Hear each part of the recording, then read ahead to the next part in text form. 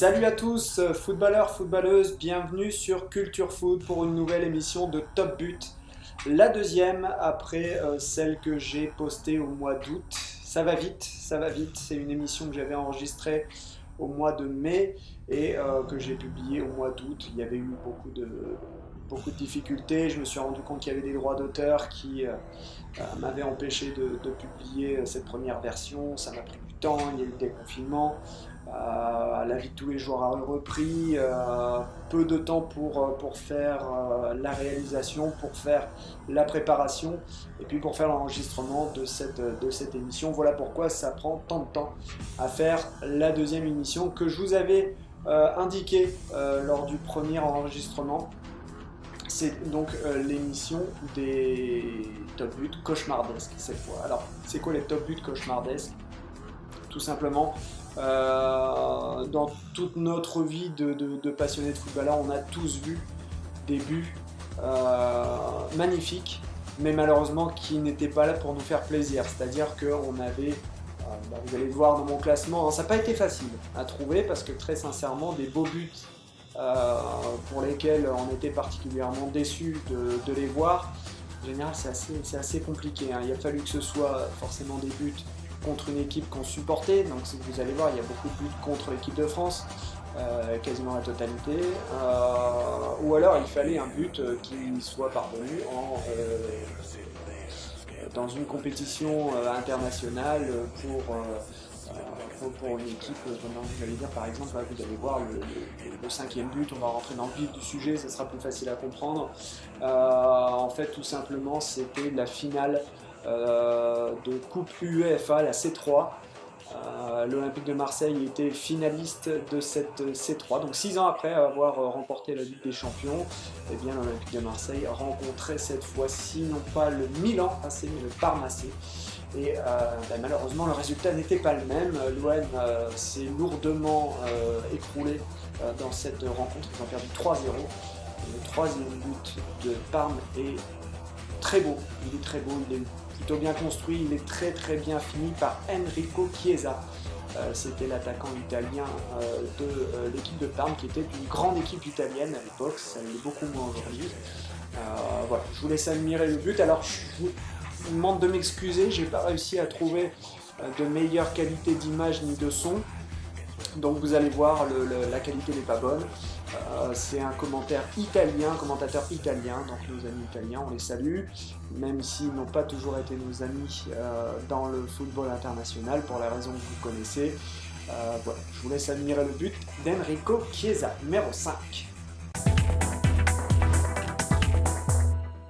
Muy bien el balón Thuram, juega Verón, Crespo que dejó pasar y golazo de Chiesa.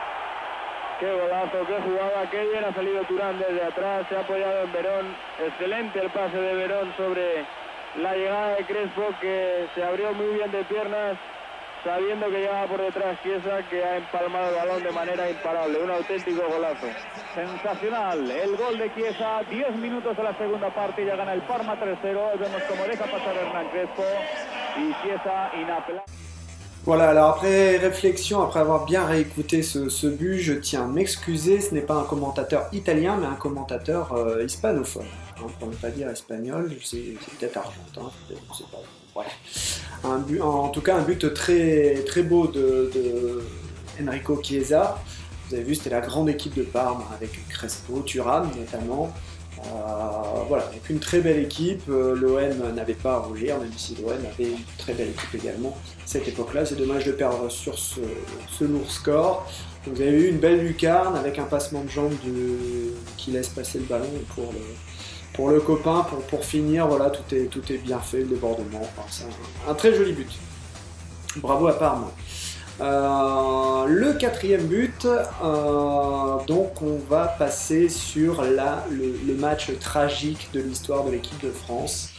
Vous voyez où je veux en venir, c'est celui de Séville 82. L'équipe de France rencontrait à l'époque l'Allemagne de l'Ouest, l'Allemagne de l'Ouest qui était l'une des meilleures équipes du monde. Elle a perdu en finale ensuite face à l'Italie, mais contre la France.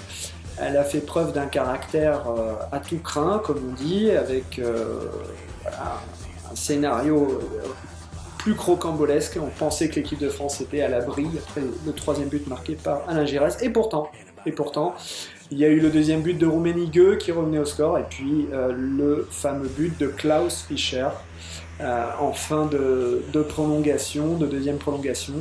Un retourné acrobatique, voilà, pas très, voilà, c'était pas une papinade non plus, mais il fallait le mettre quand même parce que la tête de Rummenigge était un petit peu rentrée. Il a pris lui aussi comme il pouvait. Et puis Fischer redresse parfaitement cette balle. Jean-Luc Ettori est pris à contre-pied, ne peut strictement rien faire. L'Allemagne de l'Ouest crucifie donc la France un petit peu sur ce troisième, plus sur le troisième but que sur les tirs au but, parce que je pense que psychologiquement les Français là sont cuits et malheureusement donc, sortent de la compétition après ce but de Klaus Fischer. On le regarde. Bravo aux Allemands, même si vous avez fait horriblement souffrir, surtout ce soir-là. Quatrième but, Klaus Fischer, Allemagne.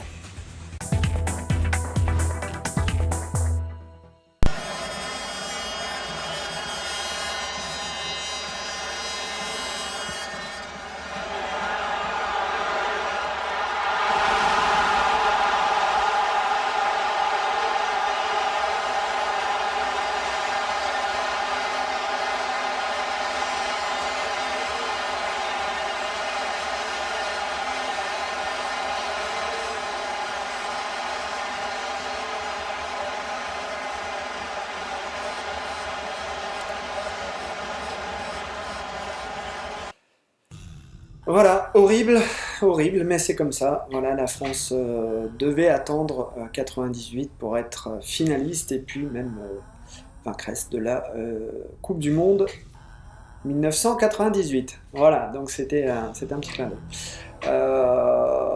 Le quatrième but, voilà, je pense qu'il n'y a rien à rajouter. Les Allemands étaient plus forts, on voit un petit peu sur cette action, ils étaient un petit peu plus frais que les Français. Il y avait vraiment une rage. De toute façon, on voit, même quand on regarde ne serait-ce que le résumé de cette rencontre, on voit que les Allemands sont plus de caractère, ont plus de hargne, et ils se servent de ça pour gagner. Et c'est malheureusement la technique des Français, c'est peut-être le manque d'expérience à l'époque, parce que c'est vrai que c'est l'équipe de Michel Platini, de Michel Hidalgo était particulièrement jeune à cette époque-là. On sentait plus l'expérience 4 ans après. On passe au troisième but. Alors le troisième but, donc c'était une période particulièrement sombre, là cette fois pour l'équipe de France, participant au championnat d'Europe 2008. Donc c'était en Autriche et en Suisse, me semble-t-il. Effectivement, donc l'équipe de France qui affrontait dans les matchs de poule. Ils n'ont pas passé les phases de poule. Ils ont rencontré donc les Pays-Bas pour la deuxième rencontre de poule, je crois. Et puis ça a été une véritable catastrophe. Il n'y a pas eu d'équipe de France. Il y a eu une équipe des Pays-Bas, forte au rangé, et qui a gagné 4-1 pardon, à l'époque. Thierry Henry a quand même eu le mérite d'exister à travers ce but. L'équipe de France c'était la traversée du désert de 2006 à 2012, j'allais dire, même 2013 on va dire presque. On était en plein cœur donc, de cette traversée du désert, l'équipe de France qui n'avait ni harmonie ni fond de jeu. Ça fait partie d'une histoire d'une équipe, d'une sélection. Et donc là, on était en plein dedans, malgré le fait qu'on participait à ce championnat d'Europe, et bien les Hollandais nous ont fait part de leur supériorité évidente. Et j'ai choisi donc le but de Sneijder, donc c'était, si je dis pas de bêtises, le quatrième but. C'était le quatrième but des Pays-Bas. Un très joli but, vous allez voir.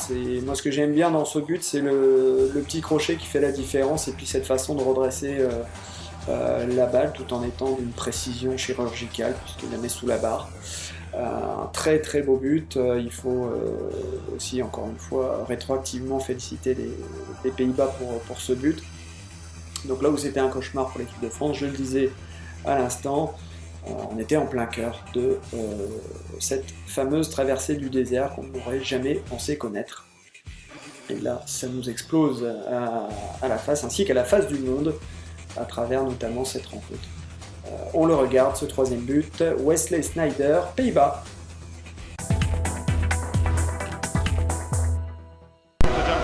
Second period, just phenomenal. They might get a fourth if they carry on like this. Sneijder! Icing on the cake.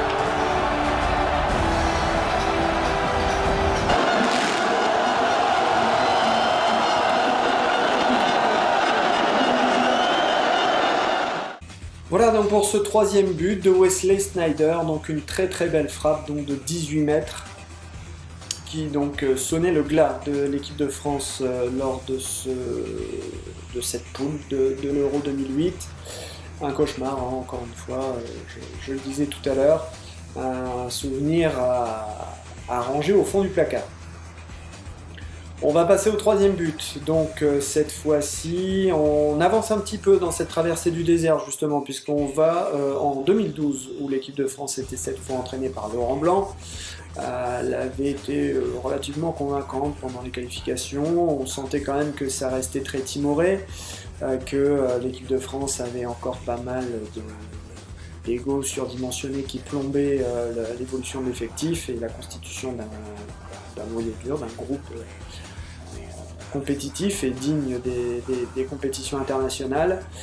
Et on le sent dans les commentaires, vous allez voir, le peu de commentaires que vous allez entendre sur le but donc de la Suède. C'était le troisième match de poule. L'équipe de France donc rencontrait la Suède de Zlatan Ibrahimovic qui marque le deuxième but. Non, c'était le premier but. Le premier but de la Suède, un beau débordement sur le côté droit et puis un centre qui va directement sur Zlatan Ibrahimovic qui est dans sa course. On sent que voilà, il improvise un geste pour essayer de finir l'action comme elle le mérite, et puis quasiment 18 mètres, et il envoie cette balle quasiment en lucarne. Un très très beau but, et puis encore une fois, je reviens là-dessus, les commentaires parlent bien, on sent que l'équipe de France est à la ramasse. Et quand on regarde le résumé de cette rencontre, on voit que, notamment Hugo Lloris, comme il l'a souvent fait, c'est vrai qu'il a fait des boulettes, mais il faut surtout lui reconnaître qu'il nous a sorti une paire de fois de la mouise en nous sauvant des buts. Mais là, sur cette frappe, il peut strictement rien faire quand on a le talent d'un Zlatan Ibrahimovic qui parle en pleine confiance. Malheureusement, on ne peut pas faire grand-chose. Je vous laisse le regarder, donc c'est le numéro 2 dans ce top but, Zlatan Ibrahimovic pour la Suède, France-Suède en 2012.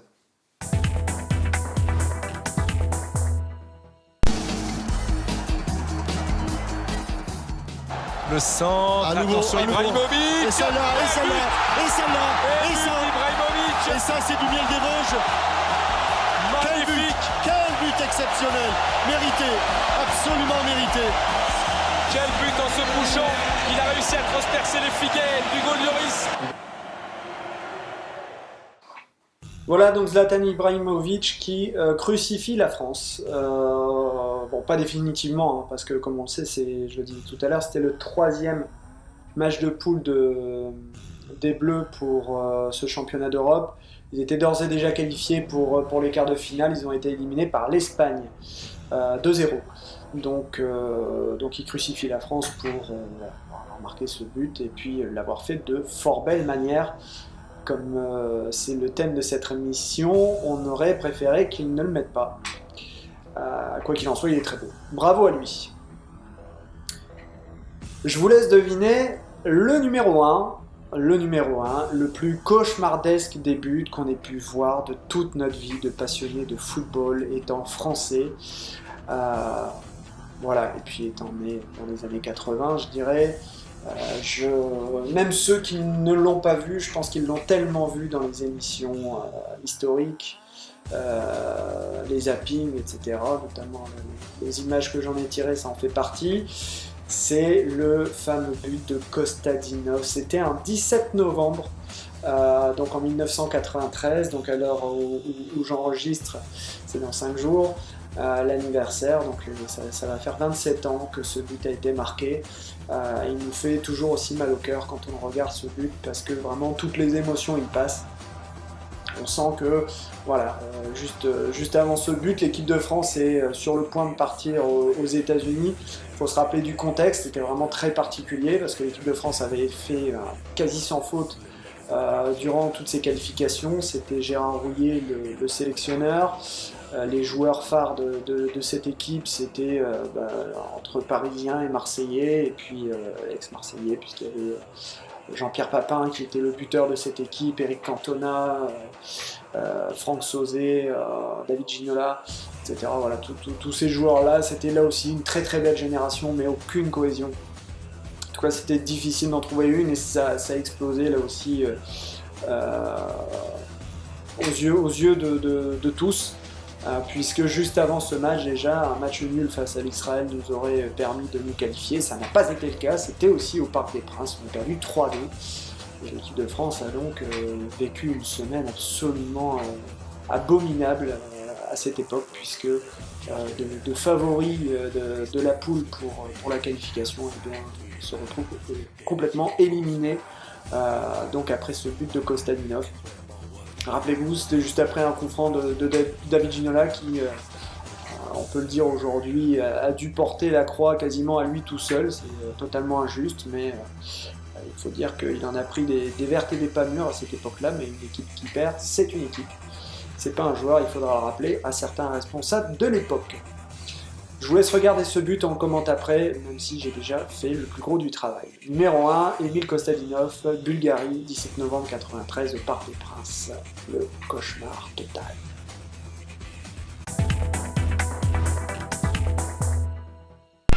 Le centré, c'est Kremenliev qui va récupérer ce ballon. On est dans les 10 secondes de la fin du temps réglementaire. Genève loin devant. Attention. Attention Kostadinov. Oh, but Oh à là 10 là secondes. là là là là là là là. C'est la fin.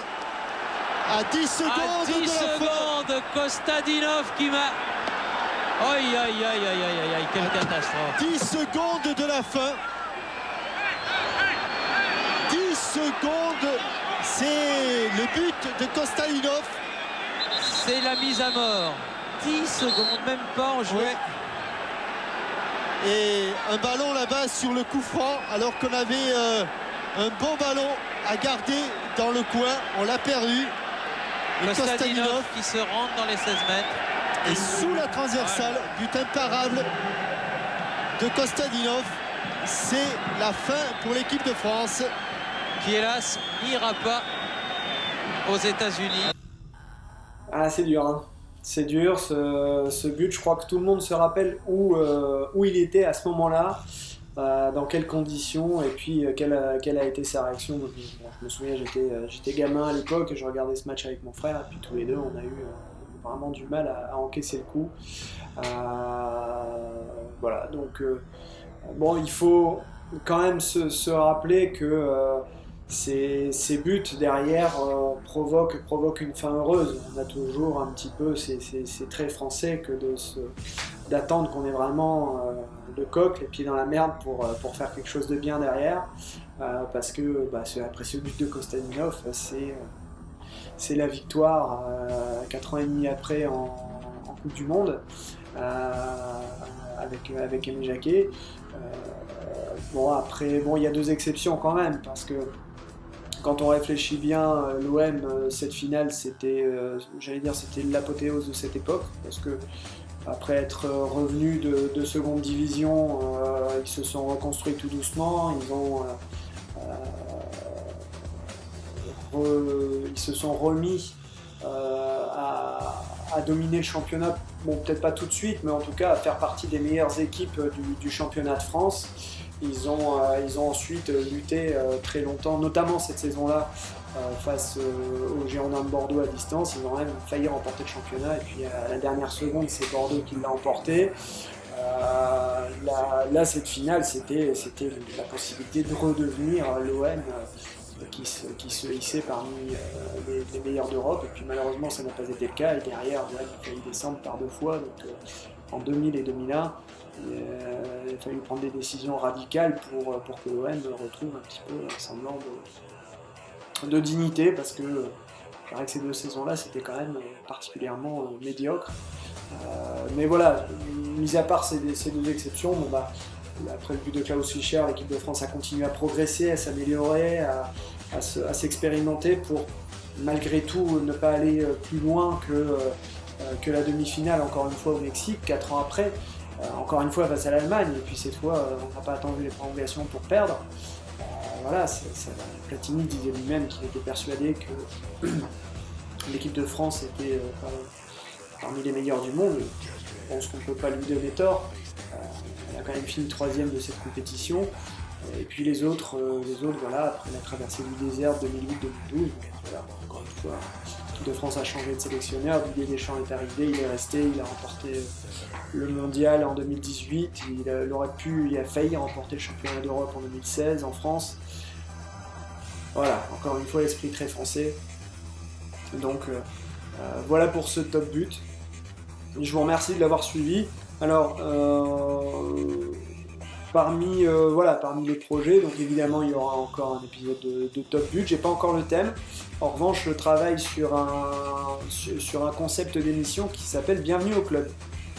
Où mon objectif, c'est de faire découvrir les clubs de proximité. Voilà, quel est leur statut, quelle est leur façon de fonctionner, qui sont les gens qui l'animent, quelle est son histoire, quel est son fonctionnement, son projet sportif, etc. C'est toutes des choses qui intéressent les gens. Et puis les clubs de proximité, c'est les clubs qu'on va jamais voir, puis c'est les clubs qui vont le plus souffrir de cette crise qu'on vit tous, et puis qui va être encore difficile ces prochains mois.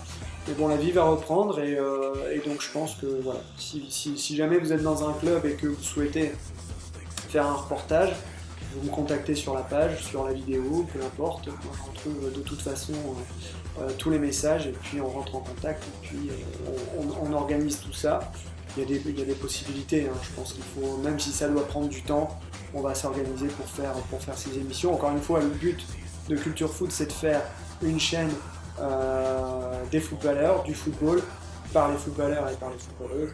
Et donc ça fait, voilà, si jamais vous voulez participer d'une manière ou d'une autre à l'évolution de Culture Foot, vous êtes les bienvenus, que vous soyez devant ou derrière la caméra, c'est tout ce qui m'intéresse, afin que les footballeurs soient vus vraiment sous leur véritable angle et pas dans l'angle que chacun peut s'imaginer à sa façon. Je vous remercie encore une fois d'avoir suivi cette émission, c'est un vrai plaisir pour moi. Le confinement a ses avantages. Donc là, bon bah voilà, on va continuer, on va essayer de faire encore une fois un troisième top but. Vous pouvez me soumettre aussi vos séries de buts, les 5 noms des buteurs, les 5 buts qui vous ont marqué. Puis sur un thème, si vous voulez développer sur un thème particulier, comme là c'était la première épisode, c'était mes beaux buts, ceux qui m'avaient le plus marqué. Là, le deuxième qu'on est en train de terminer, c'était les cauchemardesques. Je pense que vous me direz dans les commentaires, mais je pense que j'ai fait le tour des buts. Je pense pas que je pouvais trouver meilleur classement. Alors l'ordre après, voilà, ça, on en discute. Mais sachez que quoi qu'il en soit, ça sera toujours avec plaisir si je peux partager vos séries de buts. Merci encore une fois de m'avoir suivi. N'hésitez pas à participer à ma page Tipeee d'une manière ou d'une autre, si ça peut aider le créateur à faire évoluer les choses. Je vous en serai très reconnaissant. Et je vous dis à très bientôt pour un nouvel épisode de Top But sur Culture Foot. A bientôt, vive le foot. Ciao.